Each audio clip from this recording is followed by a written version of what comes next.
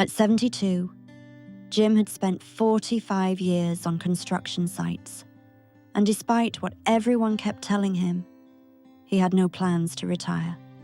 He loved waking before sunrise, pulling on his boots, and hearing the familiar clatter of a job site. Whenever someone asked when he'd finally stop working, Jim always gave the same answer: not yet. Then one afternoon, he ran into Ryan at a diner. Ryan had worked under Jim nearly 10 years earlier.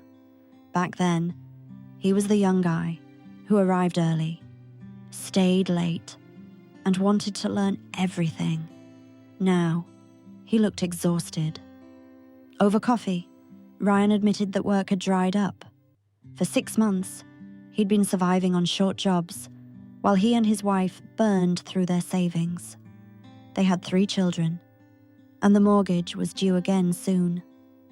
"I don't know how much longer I can keep telling them everything's okay," Ryan said. That night, Jim sat alone at his kitchen table. His house was paid for. His savings were enough. His children were grown. For the first time, he asked himself why he was still working. Because he loved it. But Ryan needed work, because his family depended on it. The next morning, Jim walked into the union hall and asked for his retirement papers. Then he called the superintendent of the high-rise project where he'd been working. "You'll need someone to replace me," Jim said. There was a pause. "You're retiring?"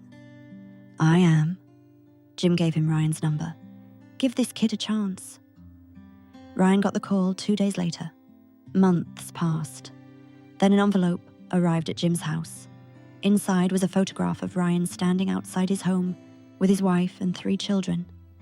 Everyone was smiling. On the back, Ryan had written, "Still here. Still ours. Thank you, Jim." Jim carried the photograph into the hallway. His old hard hat was sitting on the shelf. He placed Ryan's photograph beside it and left it there.